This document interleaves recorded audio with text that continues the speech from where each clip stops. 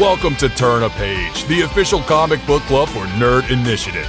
Each week, the NI Bullpen will be covering the world of comics, talking to creators, deep diving into some fantastic stories, and much more. Now let's hand it over to the team and turn a page.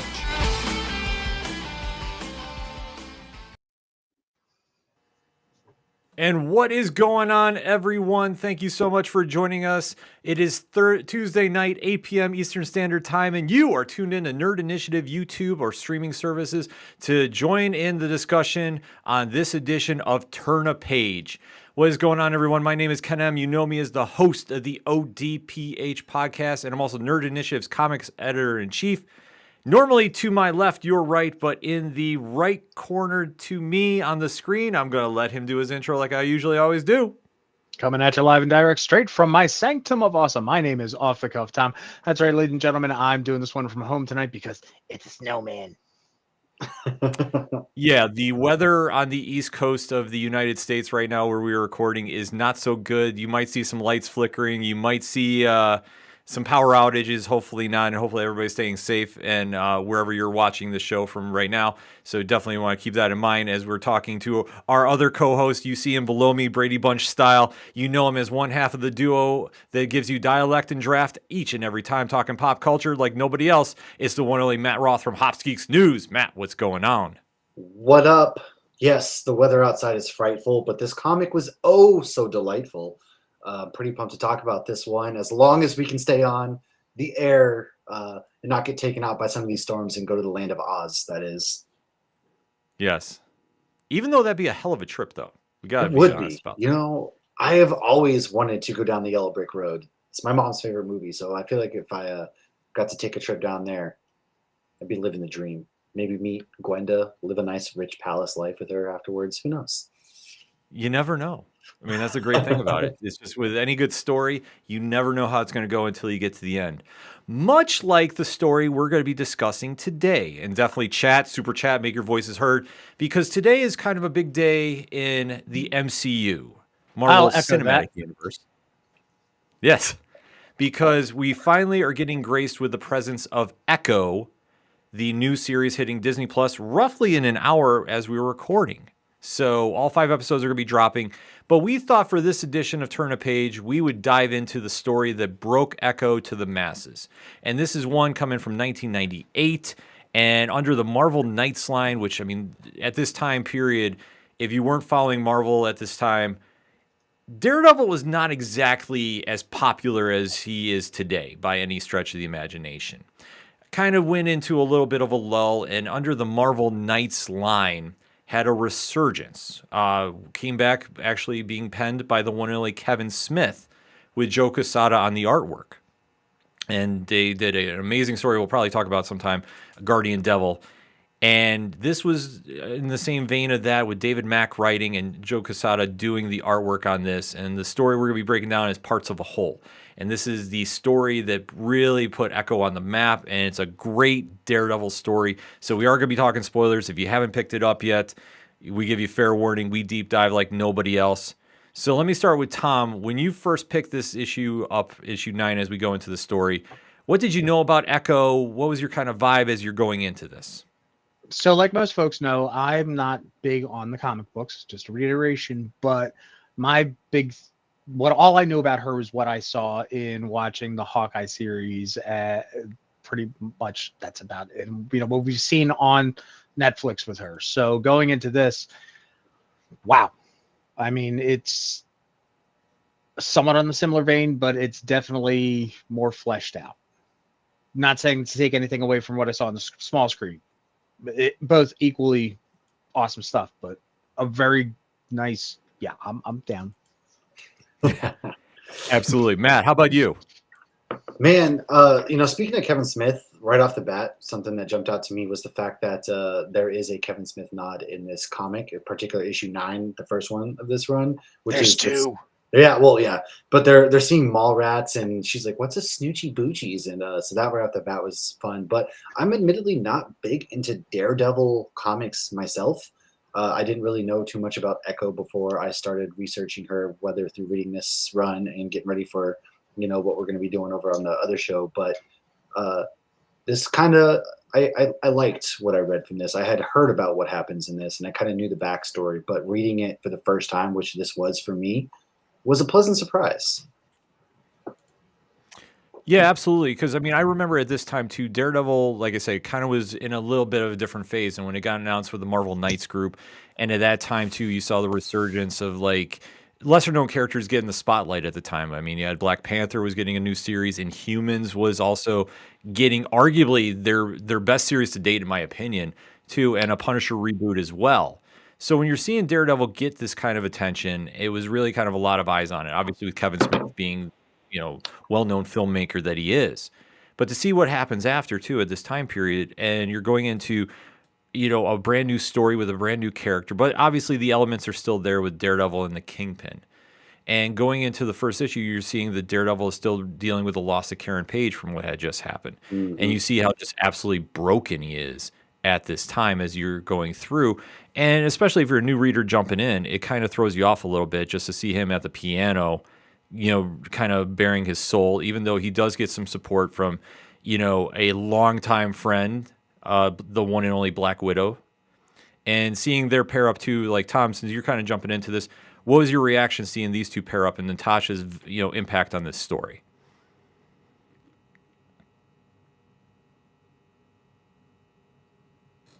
Tom's talking. I can't hear him. How about now? There you go. There we go. Okay. Sorry. Kind of having the feeling that I got from Charlie Cox's version. Matt's a little bit of a hoe. So to have a whole bevy of beauties at his beck and call, or have one heck of a Rolodex, I'm not surprised that Natasha may have been has seen the Billy Club once or twice.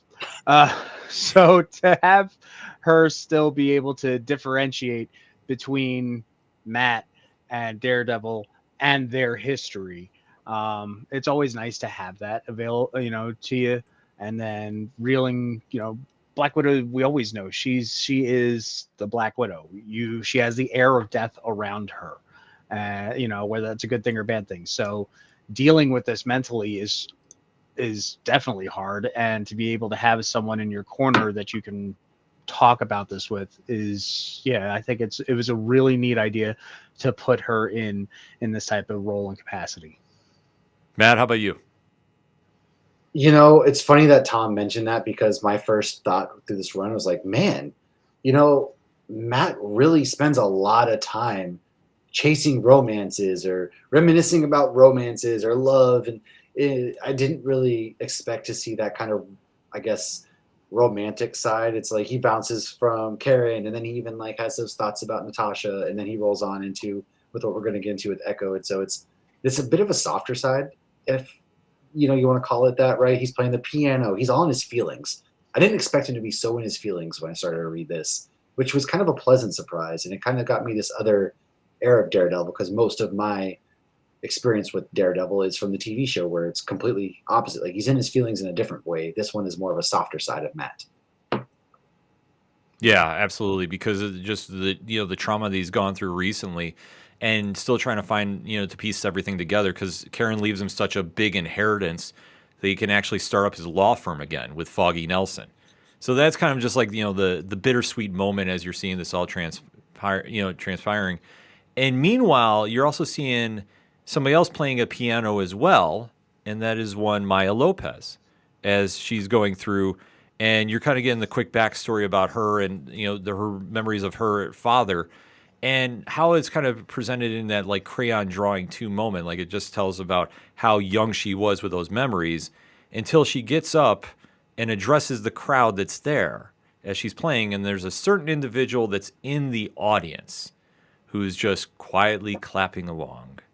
And that is who Big else? Ol' hands. What's that? Big old hands.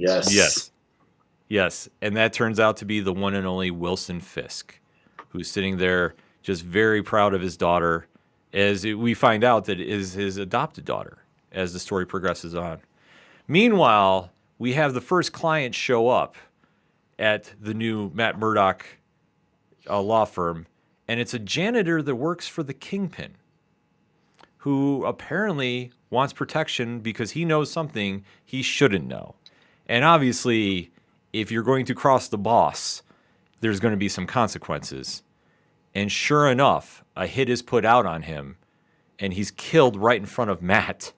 And just how insane this moment is, too. You see he's shot, and the blood stain is handed on the window as it's coming down. Like, Matt, how would you describe this imagery as this whole scene is playing out? It was good, right? Because we all know Matt's ability is to sense things before they happen, as they're about to happen. Now the heartbeats. He hears his cell phone. He kind of gets a hint, but he's a step too slow to what's going on. And that's really your first kind of like, oh, whoa, what's going on here? Because I thought Daredevil could see things before they happen. It's almost like he uses the Force in a sense, right? That's his ability. But yeah, he's a step too slow in this scenario, and you're just kind of like, dang. For a Marvel comic, I didn't expect some guy to get taken out in this manner. And yeah, it's kind of traumatizing in a way too. The bullet grazes Matt. You get that really cool shot of him realizing that he is just a little bit too slow. He gets the bullet graze, and then of course the poor janitor is gone at that moment. And Foggy is also there in horror. And it was kind of really cool scene. I mean, the artwork up to this point was phenomenal. There's a lot of range as far as the artwork goes, and that's something that really stood out to me too with this issue. Tom, how about you? Don't even get me started on the artwork. As a whole, I was astounded with what I saw in this whole book, especially using the whole fact of text. This is something I can save for the end.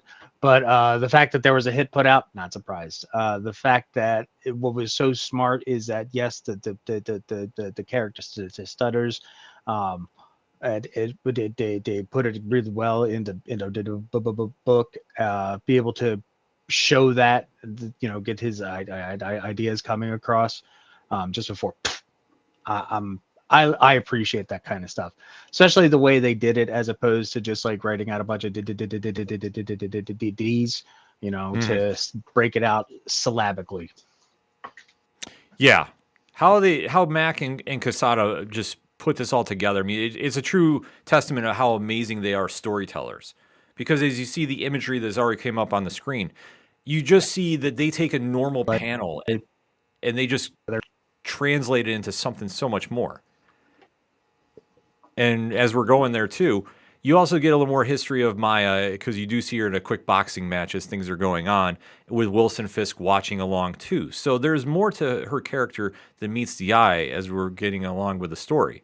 Meanwhile, you see Matt is going after the shooter, who's dressed in all in white and on the rooftop, and as it seems that Matt defeats him, well, it turns out not so much, because apparently he's part of a twin duo of assassins. Like, how crazy is this moment? We'll start with Matt. I think what's cool is the way of imagery, right? So like Daredevil / Matt and Maya, they're playing the piano opposite, they're boxing opposite, and then they throw in like the twins. So even that kind of mirrors itself, and it's just something that I found that's really fun. It's like kind of a minute detail that plays to a bigger part of the story, right?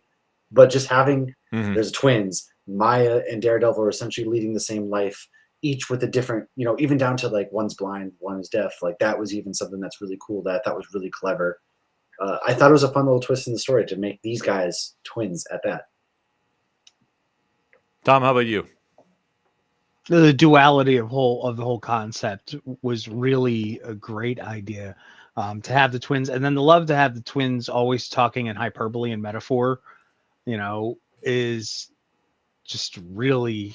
I thought it was fun. It kind of threw me off for a second, a stitch in time saves 9, and I'm like, okay, I got to get it. And then once you put it all together, when he made the phone call to whoever might have hired them, it makes sense when you can read between the lines and get the idea what they're going at.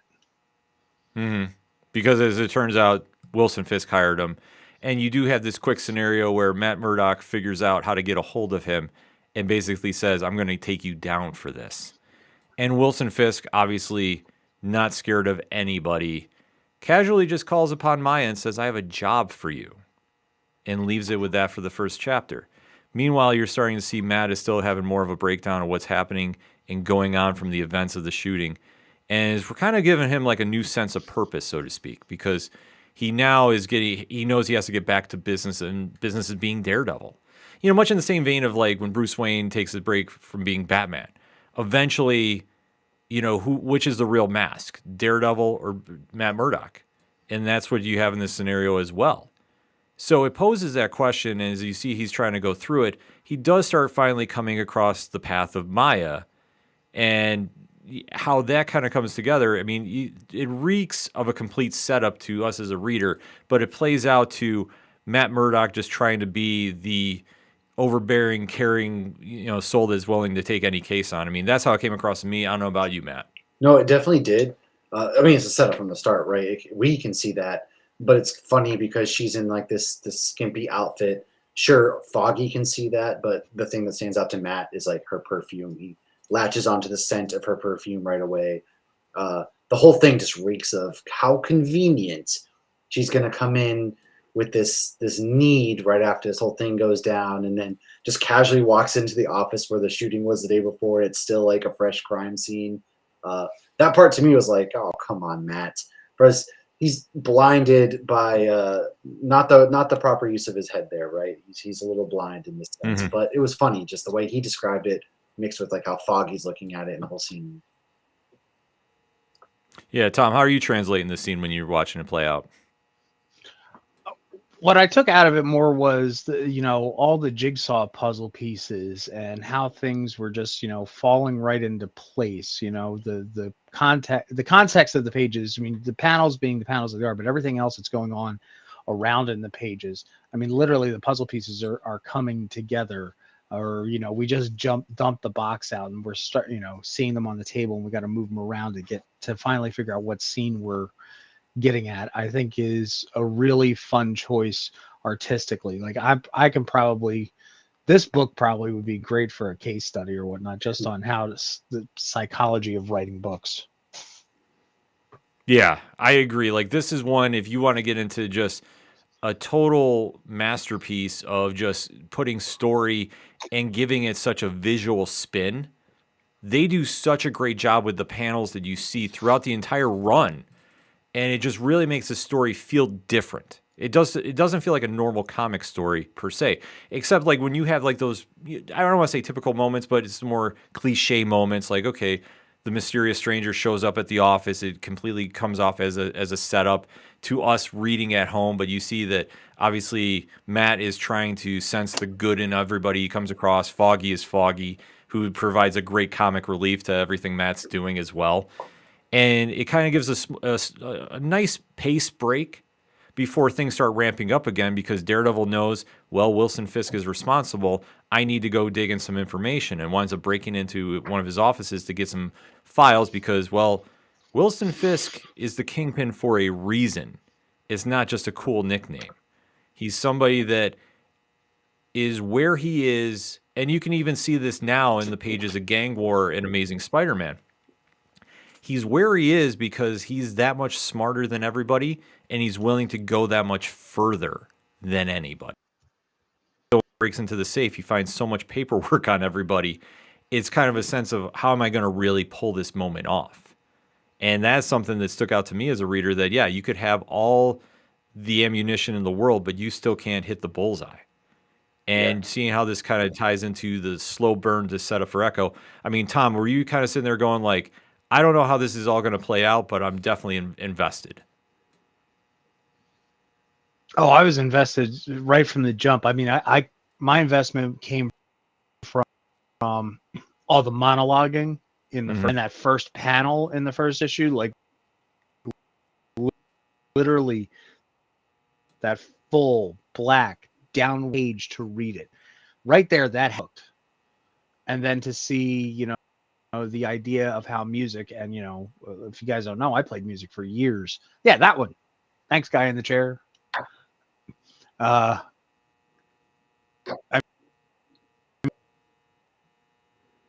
mean, that just speaks a lot to me. And then when Matt was talking about music, and third note changes the whole feeling of it. A center chord is always bright and happy, and liner chord has that little bit of doom and gloom to it. So trust me, I was hooked. And then having them both being able to play piano, but they feel it and sense it differently. It's Yeah. No, I agree Yeah, with and that then for Matt, sure. especially when you see the big reveal that, yeah, Kingpin allows him to break in there because he's setting up Daredevil to get Echo to completely buy in on the lie he's selling. Like, how masterful is this? Yeah, I mean, it's Kingpin, man. He's deliberate, right? Kingpin is deliberate in everything he does, and I think that's what makes him such a compelling. Shout out to Alan, man, making him guy feel good on a Tuesday night. Um, yes, it's Oh King. my! Is it hot in here? Oof, goodness. He's I need to turn down my light. where was I at? Geez, can't even remember now. Man, oof, speaking of a lot of swoon happening in this tonight. But yeah, Kingpin, man, he shows you why he's one of the best Marvel villains, the most in a different way. He's not going to beat you. He will beat you with brute strength, but he also will deliberately tear you down piece by piece to the finest of detail. And that's what really stands out about Kingpin to me. Yeah, absolutely. Yeah, sorry, I had to take a minute. It felt like it was hot in hell, like I was a Just gonna bunny start running taking around. clothes off, you know. Yeah, which I mean, definitely we'll be talking about that book in the very Yes. near future. But as we see, though, the play is made out, and Echo is now completely buying in. And I like how they switched up the artwork a little bit here because they did kind of like more of a painted style as you see in her, utilize her powers and just kind of really get focused on the task at hand. And just like, how would you describe this whole scenario as it's playing out, Tom? It's a lot between the whole date that they go on and then her coming to the realization that this is what Daredevil has done, but she still doesn't know. She's very driven. I mean, renting all the movies because of her eidetic physical memory, I guess is the best way we can put it. Yeah, she has that memory, that like photographic memory where she's able to pretty much essentially remember moves, right? Like she studies all the kung fu, she matches all of Daredevil's moves, things like that. And shout out to like today's kids who would read this that don't understand that you actually did have to go to a video store once upon a time. Be kind, rewind. Yes. Oh, absolutely. Because like I said, as you say, we see her get all set and fully into focus. And then you also have the Kingpin who knows what he's done as he stares out upon the skyline. And it's a flashback sequence because the whole deal with him is the promise is made to Echo's father that he would take care of his daughter. But we find out as the reader that Kingpin's the one who killed him. And even the comment about like, I'll take care of your daughter, bam. And then the bloodstained hand to end the issue on. I mean, Matt, how do you describe that whole scenario? It's almost heartbreaking, right? In a way, it's she's going to war for him blindly. She's ready to lay it on the line to kill Daredevil because she's blinded by rage. She wants to know what happened to her dad, Crazy Horse, and the fact that we then get to reveal that it's Kingpin who killed her father, because it really shouldn't have been much of a surprise because that's Kingpin, right? That's what he does. He's going to do what serves him best, twist it to a way that serves him best, and he's going to lie about it and get you to work for him. And it's really heartbreaking because I think what they did really well with Echo and Maya was that they showed us that she really isn't a bad person, if that makes sense. I thought the way they set her up, she's very driven, all this kind of stuff. She's just misguided, and it's kind of unfortunate. So it sets up in a heartbreaking manner that you're like, dang, it kind of puts you on edge. It's like Daredevil's going to have to fight her. Is she going to like hurt her bad? Like what's going to happen next? And then Tom, when you're seeing the big reveal, like what is the first thoughts you're seeing? Saw it coming, but then again, we also knew it simply for the fact of the TV shows and everything. I think it had a lot more weight the way they did it. The colors on the panels were dark and heavy, and the lighting was just right. It had a tone like we hadn't seen. D'Onofrio pulls off the character on TV, but what you got out of this made it all the more heavier. Oh, absolutely. I think how they just set it up that we knew that Echo's father was a mob enforcer, but we didn't really know that full backstory.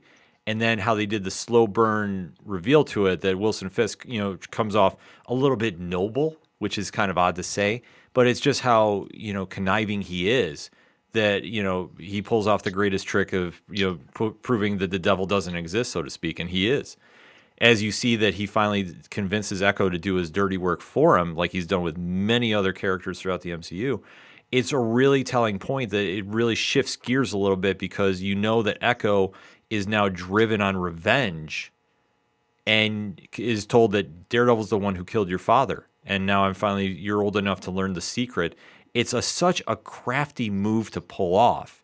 And then to see what Echo does in training, because like you touched upon, she has photographic reflexes, much like the Taskmaster in the comics. Yeah. So she starts watching video of Bullseye, of all people, fighting Daredevil. Matt, what is your reaction at this moment? I mean, dude, it's kind of cool, right? Like, we get a Bullseye. Like, this whole entire run is littered with references. And for her, it's like studying the tape, man. Shout out to somebody I know, Matt Remke from the Direct. I just want to shout him out because him and I always go back and forth about movies or sports and, comics or sports. And this is one of those things. It's like, gotta watch the tape, and then you go and beat your opponent. And to me, a big sports guy, I loved it just because it's. I don't think enough heroes and villains do this, right? There's got to be tape out there. There's got to be like all the street cameras, all the MCU technology or Marvel technology they have in the comics. Why don't more of them study the tape of the person they're trying to take down? It's genius. Yeah, you would think that they would try doing more of that, but it never really kind of comes into play, except if you see somebody training, in the sense of like with Damian Wayne in the League of Assassins. I know we're crossing universes, but it's kind of like in that kind of situation when you're seeing somebody hone their skills. That's the only time you see training, and then it's kind of you get to a point where they're a seasoned veteran, so to speak, watching everything play out, and that's what you get here a little bit. And to see now how the trap is fully set, that Foggy and Matt are moving forward with their case because they know that they have another witness they can go with. There's a budding romance going on with Echo as well, but the Kingpin is still invested in that he has spies watching every move. I mean, Tom, when you're seeing all of this kind of swirling together, how do you think the direction is going? Kingpin is a master puppeteer. Yes. Plain and simple. He is always looking 3, 4, 5, 6 steps ahead. Contingencies on contingencies on contingencies. I mean, I would not want to put him up against Batman because they would just be sitting at a drawing board how to take out each other at least 14 steps ahead. Yeah, absolutely. I mean, that's the one thing that they do so well, that you just see it. And then when you finally get the reveal, it's crazy to see that on the rooftops as Matt Murdock's fighting, he gets hit in the face with a billy club. He doesn't know what's going on. And then sure enough, there's a picture that just defines everything. And that's Echo standing there and just throwing stars at him and really confusing him because he's like, what is going on? Because all we've seen is this big, romance going on. And it's kind of the bait and switch method that I love how Max sets this up. And Quesada just pulls it apart too, because you see a lot of, it almost feels like psychedelic imagery to a degree. And then you see that moment where everything just comes, bam, full circle and hits. I mean, Matt, when this moment happens, after you kind of get that bait and switch, what is the direction you think things are leading? Well, I think because Matt's power went out, I'm going to take this from here. Oh, okay.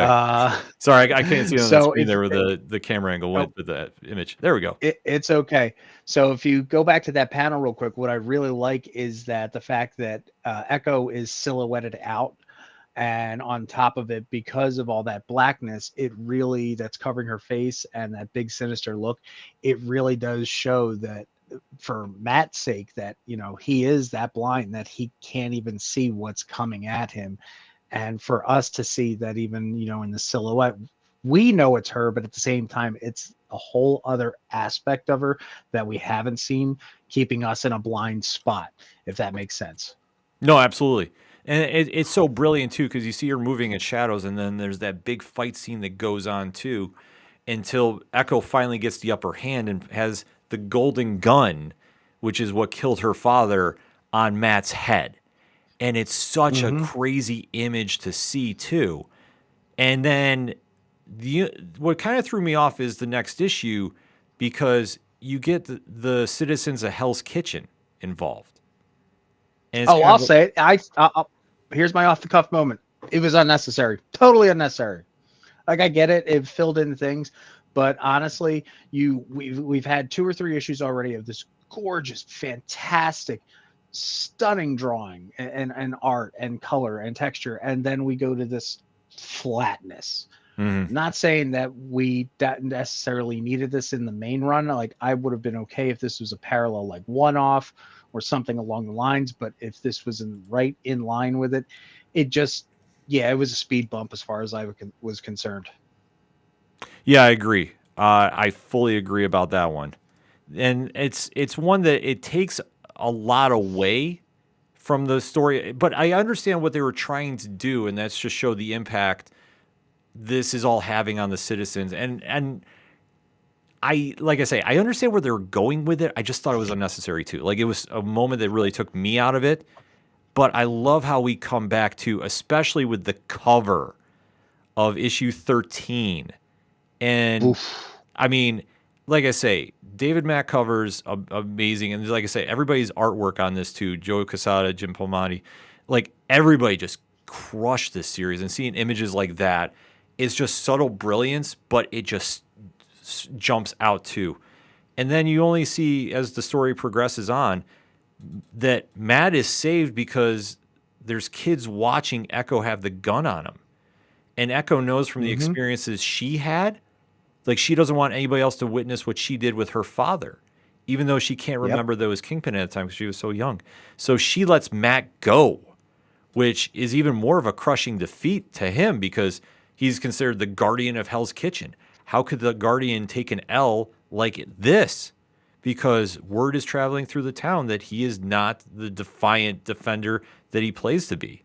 And to see how this is all tying into the storyline going on with the Daily Bugle cover that they did, and you see the spice dealers accused, you see Echoes in the playground. Like, I love how they set everything up, because while Daredevil is having his fight go on, you're seeing that the trial is still moving forward.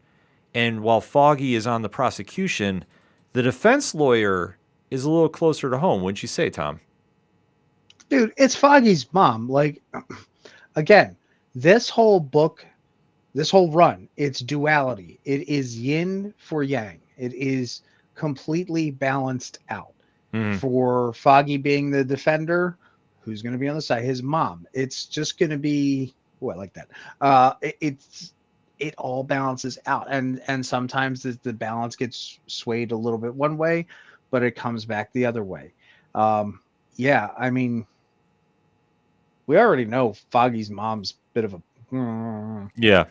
So to have the sweethearted Foggy on the other side all of a sudden come in under special DA and upgrade, he just went to town. He tried. Trust me, he tried his hardest with Wilson Fisk, but what we see later of getting everything else out and around and starting to take out the empire from the bottom floor, like, good for him. Oh, yeah. I mean, you have to applaud Foggy. He tries his best. But Wilson Fisk is Teflon. Nothing sticks to him. And he's so calm and so evil when he's on the stand. He's not even fazed by it.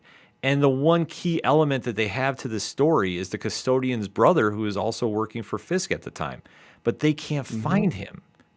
I mean, how is this plot line working for you, Matt? Or Tom, I'm sorry. Either way, equally as handsome. Yeah. Twinning. The fact that he's hiding now means that, Kingpin, yet again being Kingpin, found out where he was and dispatched his, big witness. It's a little cliche, but there he was on the bottom of the river. Yeah. No, I agree too. And then speaking of the rivers, like, they show this very cool shot where you see Daredevil's fighting in a bar, and you see Kingpin just kind of giving his monologue, so to speak, and you see this body lying chained at the bottom of the ocean. Like, it's just such a cool one to see play out. And it just really kind of exemplifies, like, what goes through the Kingpin's mind, even though you can see the rage burning in Matt Murdock's eyes as everything's kind of just falling apart for him. and just Kingpin is just kind of casually going along, just, knowing what's at hand, and you just see the body at the bottom of the ocean there, which is, I mean, it's Wilson Fisk to a T. And then even at times too, they give the little breakdown of his story of just how he became the Kingpin too, which I like how they kept everything very, very short with this too. Like, I don't know how you felt about it, but just the quick origin story. Yeah, I mean, I think what they did really well in this is that they gave everybody, while monologuing, if I believe, internal monologue, Kingpin, Echo, and Matt all got their own little time to shine. And you're right, they paced it out just right in the context of the book. It's like, okay, I don't need a whole issue based on your background. Speaking of background, look at that gorgeous green background right there. Getting dicey over here. My power went out, came back on, but it's flickering again. So there's no promises on my end. That's why we do it live. We do it live, folks. That's why I say I called you out, and then sure enough, the power came back. Yes. We're back, baby. But yeah, having the small monologues throughout everything is probably my number one for the book. I'll get to that later. But hitting on Wilson's background, hitting on Echo's background, hitting on, Matt's background. And I'm glad we didn't go too far. Like it, I know I said everything was balanced, but I'm glad we got more on the villain side because we all know Matt's background at this point. Mm-hmm.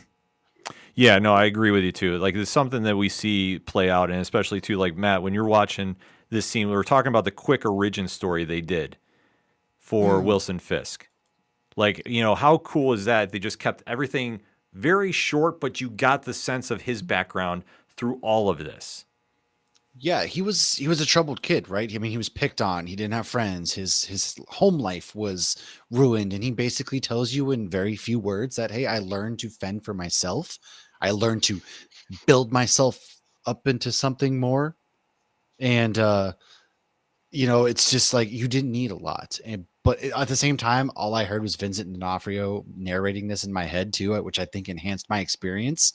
I don't know if I would have gotten that type of experience and like loved it as much had I not gotten that, but yeah, now, was it D'Onofrio in Men in Black or was it D'Onofrio as Kingpin? Oh, Kingpin. However, when I was a boy, he's great, man. I mean, Kingpin, what Tony said, right? Kingpin feels like the cooler street level Lex Luthor for me. And I 1000% agree with that, to the fact that I feel like he's more menacing but he takes on Spider-Man. He fights on the streets. And that little snippet we got of his childhood, perfect.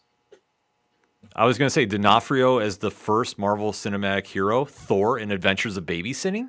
That's right. Have we all forgotten about that? People forget. Yep. I mean, that's the voice I always hear when he's on screen. But nevertheless, we do see that the case falls through because the key witness to all of this, the custodian's brother, is not there. But he makes his impact because he disguises himself as the Kingpin's limousine driver and decides to take matters into his own hands.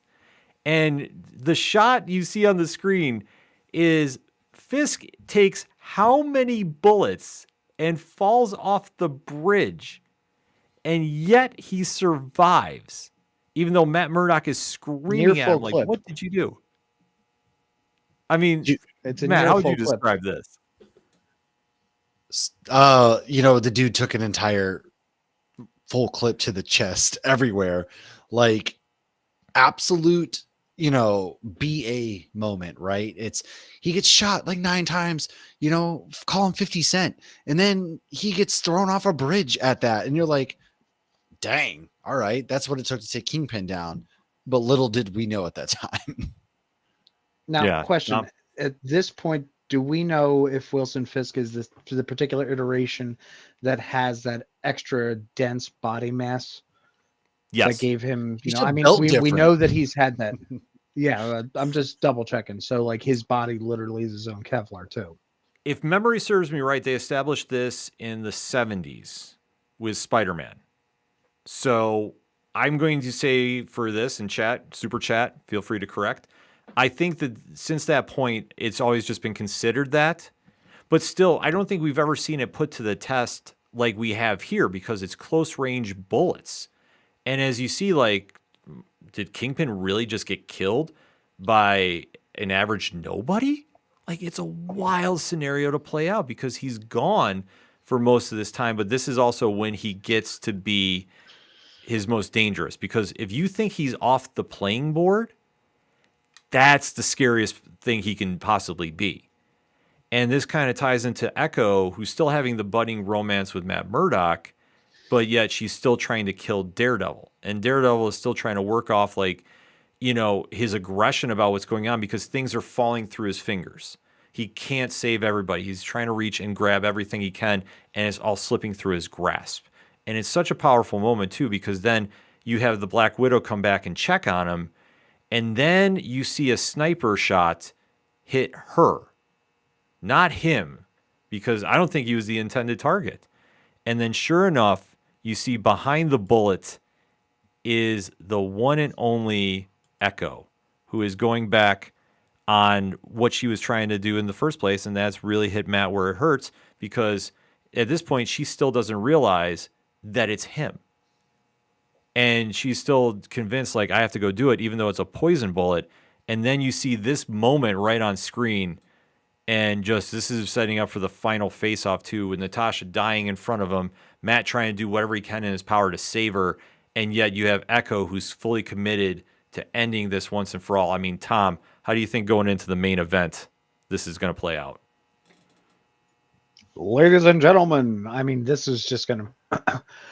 Knowing that they were on equal footing going into this, and Matt always trying to pull his punches, just going for the nerve clusters to get her down, because if you stop the nerves, she can't mimic.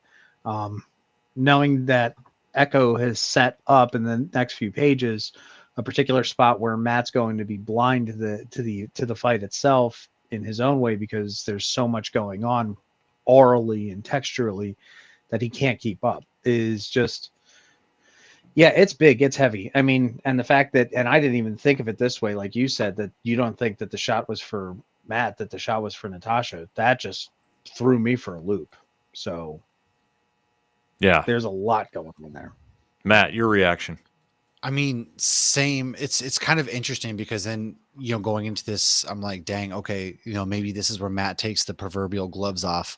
And, Natasha, which you've never really see anybody, especially kind of a street level person, take Natasha out too. So I think at this moment, you're kind of just like, dang, wow, that's kind of a shocking moment. Things are about to get really intense, and that's kind of where it sets you up. But it's to me at that point, I was like, yeah, okay, Daredevil's about to get serious, and I think he's gonna have to set his feelings aside. Mm-hmm.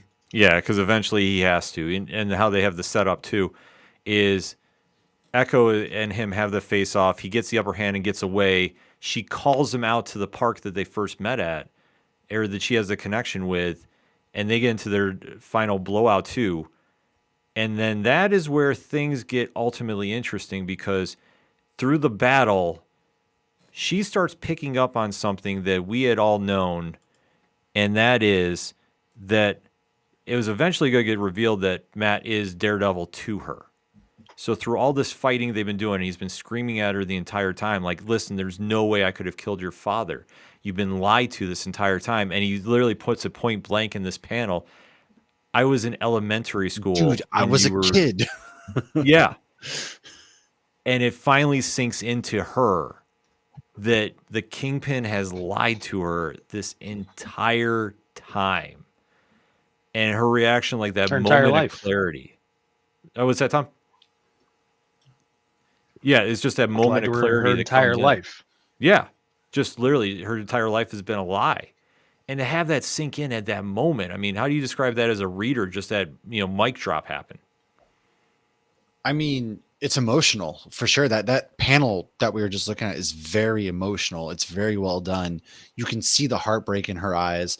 Matt, you can feel the desperation, pouring out of the way he is drawn, just being like, listen, like, this was not me. This, you know who it is. I don't even have to tell her who it is. She knows. And that's when her entire world comes shattering down. The veil has dropped, and it's beautifully done. It doesn't even need words. just because the amount of emotion that is drawn between every character in that scene. It's great. It's gorgeous. Yeah. And then we get to the moment where it's just everything is kind of just fast forwarding. It's almost like, you see your life flash before your eyes. You're seeing something like this happen with Echo. And then we see the reunion of quote unquote father and daughter with Kingpin standing in the boxing ring where he used to watch Maya fight. Maya is there with the yellow gun, and he's like, we need to talk. And this is a situation as a reader, I sat there, I'm like, there's nothing to say, and you can try spinning this any way you want. It's not going to end well. And to see the next events fall out, I mean, Tom, what do you think is playing out here? Bang, bang. Yeah. Yeah. I mean, what else is there to really go off? I mean, I'm going to have a loaded golden gun pointed at your face, and guess what? I am going to shoot you. You have literally taken my whole childhood, my whole life, and twisted to your sadistic purposes just to be a weapon in your holster. Guess what? The weapon is going to fight back. Yeah. Yeah. And I mean, Matt, seeing how this is all ending up, I mean, was there any other way this could end? No, of course not. It's crazy. First of all, like, you got Swamp Thing and Kingpin over here coming out from the ashes and everything like that. But I didn't think she would actually pull the trigger at first. I was like, oh man, she's going to go up there. Kingpin's going to do something, beat her, leave her, within an inch of her life or something. But she gets the shot off, and you're kind of left with it's kind of shocking to the reader. You're just like, oh, what? She point blank to the face, shot Kingpin. There's no way he can come back from this. Mm-hmm. No, I fully agree. Like when I say, when that close range and a headshot too is like, how is he going to survive this? And this also does play into what we saw in the events of Hawkeye. That we had that silent gun show off, and they kind of did a nice little, homage to it without giving away the full story. Because as events play out, it's the proverbial happy ending, so to speak, that Foggy and Matt, get a little clarity about where they're going with their future. Maya leaves town because she needs to go find herself and her truth because of what, she's been lied to her entire life. And then the final image, because quite frankly, I wasn't sure if they were going to do this or not, but it's a testament to the creative team. They show that Wilson Fisk was shot in both eyes, and his eyes are now covered. So he's blind, much like Matt Murdock, as the ultimate, like, bleep you moment. And that's how everything ends. I mean, absolutely amazing story from top to bottom. I mean, with the exception of that one issue. Yeah, which I don't think Matt was here for that conversation, but we'll get into, that. Obviously, we talked about a lot of good things we liked, but let's go into stuff we didn't like. Tom, you and I are on the same page, but I'll throw it to Matt. The issue involving the citizens of Hell's Kitchen, were you a fan of that or no? I felt like it wasn't necessarily needed as much, right? It kind of detracted from the overall story. I thought we built up so much momentum between Matt and Maya that, to me, it felt like it kind of derailed it a little. I didn't hate it by any means, but it left some to be desired. It was just kind of like, sure, this is like a filler episode, just fill it because they want to draw out the story a little bit. Yeah, I mean, Tom, anything else you didn't like about the story? Didn't like? Nah, there's more likes than not likes on this one. This one, I could gush over. I could pull an Alan Dunford.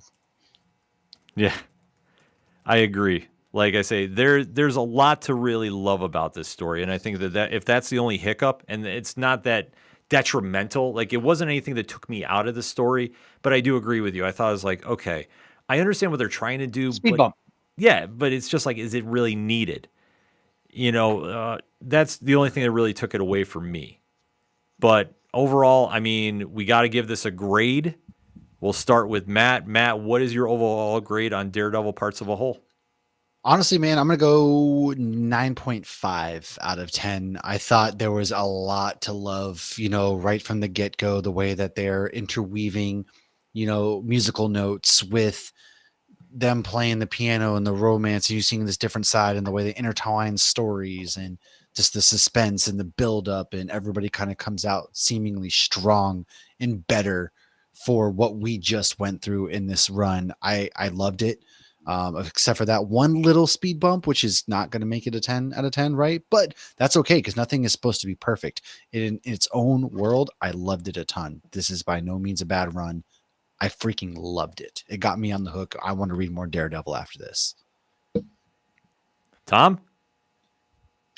Knowing that what the Marvel Knights have done for the comic book industry as a whole, and the legacy that it's put and was able to bring back grit to comic books and to put all that heaviness on top of everything, and taking that one particular issue out, because again, I don't believe it was completely necessary. You want to read it, go ahead and read it. That is your perspective, your prerogative. This one is a 9.75. I want to give it a 10, but at the end of the day, I'm still going to remember that one book was in there. The one thing you got to figure out on this, all right, the fact of doing the parchment paper on certain pages, the flowiness of some of the backgrounds, the texture itself, even the inner monologues of all the characters had their own particular font.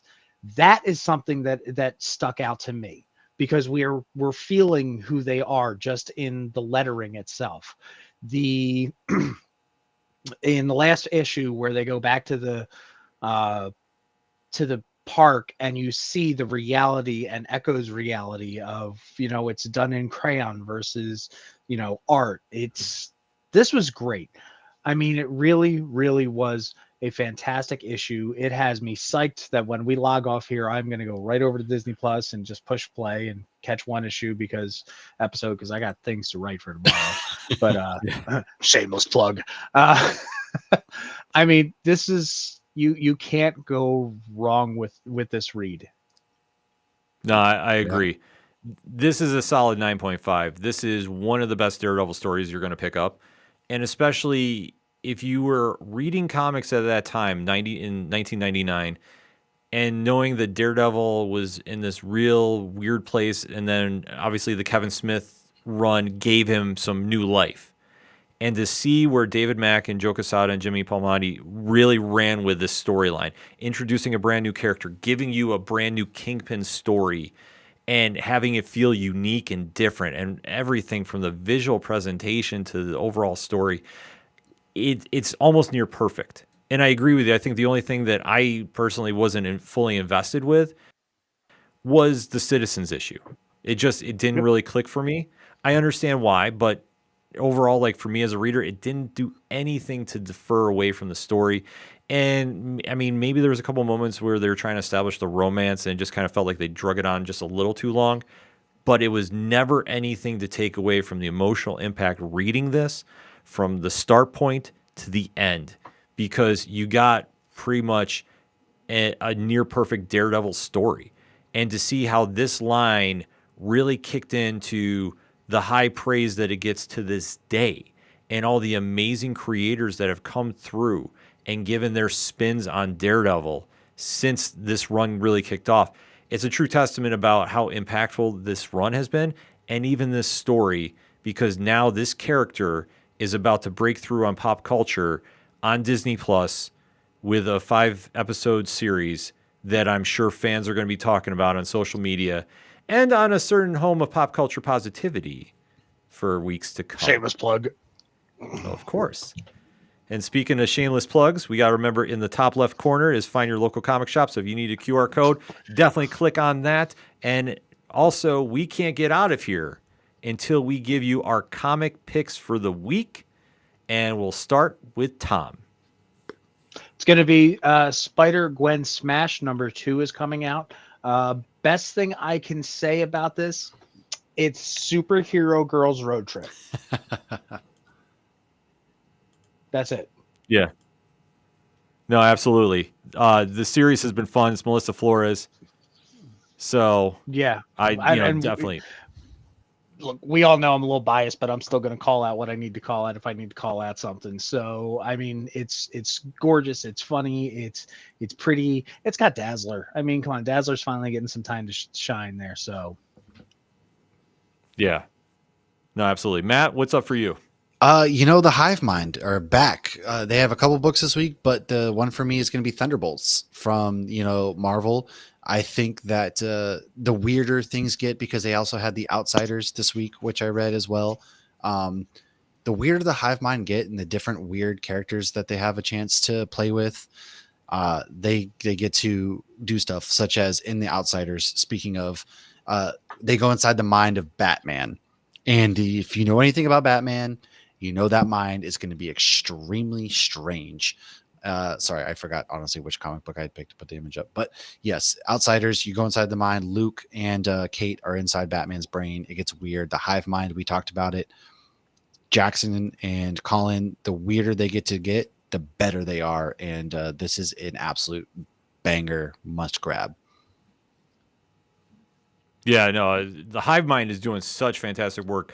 Outsiders is such a crazy story and concept that even if you know the old school team associated with Batman, throw it out the window. This is such a fresh take.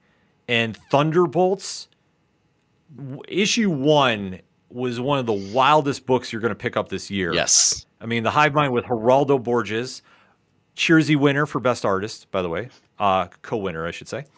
And literally, I can't wait to pick up issue 2.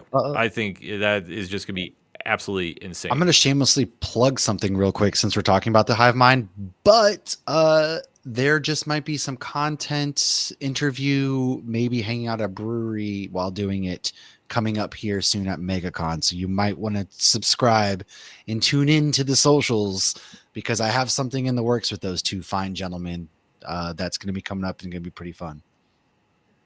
Absolutely can't wait to check that out. Definitely would love to pick their brain about Thunderbolts. But no, I can't wait to hear your interview with them, because, I mean, I guess we should give another shameless plug. Matt and Lauren from Hops Geeks New are going to be down at MegaCon Orlando at the beginning of February, so you definitely want to make sure you're checking out everything going on there with them, and you definitely want to make sure you're following Nerd Initiative for that as well, because I'm sure you're going to be seeing a lot of their work on the social platforms here. Before I duck out of here, obviously this is a big week as well as the comic shops. A couple ones that definitely stand out: Transformers #4, Skybound Entertainment, Image Comics. I mean, this whole series has just been absolutely amazing, and if you're not on board with the Energon universe, you need to get on board. Void Rivals, G.I. Joe, Duke, and there's a lot more coming too. And like I said, the series thus far has been absolute fire. You should have it in your collection. Cheers! It won the Cheersies for Best Comic of the Year with issue #1, so you definitely want to make sure you have that in your collection. Also coming out this week, one of our personal favorites here, it is Midlife, or How to Be a Hero at 50.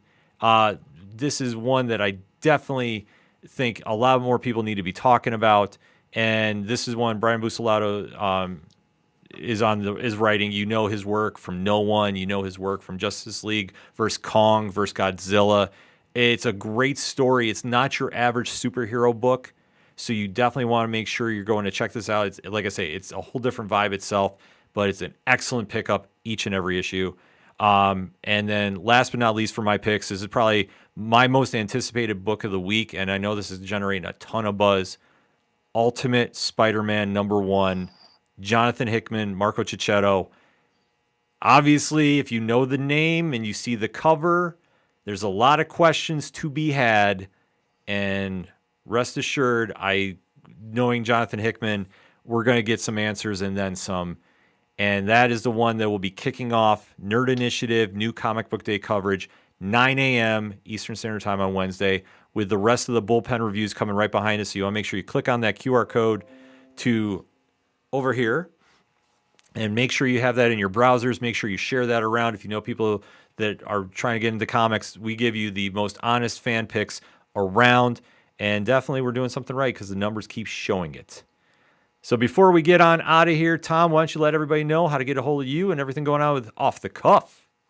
You can find me at all the holy socials, and obviously, just like Matt and Hops Geek are going to be down at MegaCon in February, I'm going to be at Syracuse Collectors Con in March. I'm seeing the Power Rangers panel. I mean, go figure. So you can follow me all on here, and obviously tune back in next Tuesday to see what we're talking about.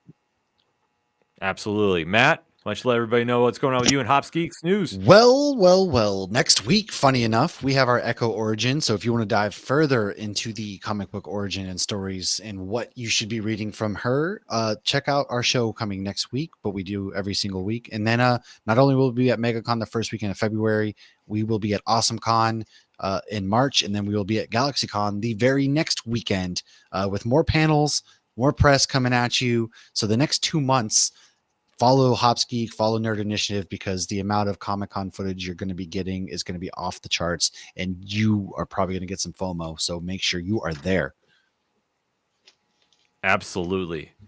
And if you want to find out what's going on with me and the rest of the ODPH team, simple, odphpodcast.com, or where the QR code comes up on screen, especially right there on the front page. Voting is still live for this year's Nerd Initiative Brody Awards, honoring the best in pro wrestling. So you want to make sure you get your votes in for that, because we'll be discussing it not this week, but on the following Wrestling Night Live, bringing you the Wrestling best Night of Live. pro wrestling talk that you can find on the internet. Trust me, if you're on there right now, checking out Twitter/X, it's been an interesting talk, which I'm sure that we're going to have a lot more to say this week concerning events going on in the land of pro wrestling. But you want to make sure you check that out. And I know that we are obliged, per our contracts here at Nerd Initiative, we need to plug about merchandise. So if you want to be supporting the brand and the physical content, so to speak, you definitely want to make sure you pick up some Nerd Initiative gear. I know Wrestling Night Live stuff is going to be coming eventually. So is Turn the Page stuff, from what I've been told. Wink, wink, nudge, nudge. So you definitely want to make sure you're supporting the brand and the home of pop culture positivity in that way, because they definitely got a lot of cool stuff on the site. And you want to make sure that you're contacting Nerd Initiative about everything going on, because trust me, there is a lot of things happening right now. There's a lot of things I can't talk about right now. But if you want to find out about what's going on with Nerd Initiative in 2024, make sure you click on over to the Contact Us page, sign up for the newsletter. Don't miss a minute of the content that is coming your way, because what you need to do, especially if you're watching on YouTube, is the 3 simple methods that the man in the chair has set up for us. It's your checklist. So you make sure you subscribe to the YouTube channel. You make sure you click on the bell icon so you don't miss a notification about when a program is dropping on Nerd Initiative, and you tap that like button. It's that simple to make sure you are not missing out on the best in pop culture positivity. So for that, I'd like to say thank you to my guests. Thank you to you watching at home. Thank you to the man behind the chair, too, for engineering the show as well. And as we end this show, like we always do, when you have a great issue in your hand and you see somebody at the shop struggling to find something to pick up, hand yours off to him. Tell them to turn a page. We'll see you next time.